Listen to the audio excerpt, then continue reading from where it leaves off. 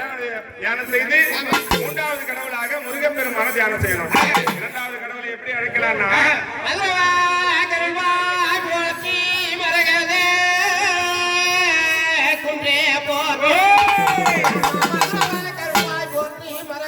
குன்றே போற்றி ரம்மா பரபிரம்ம துருமி போற்றி குணக்கடலாலே போற்றி தேவி ஞான போற்றி போற்றி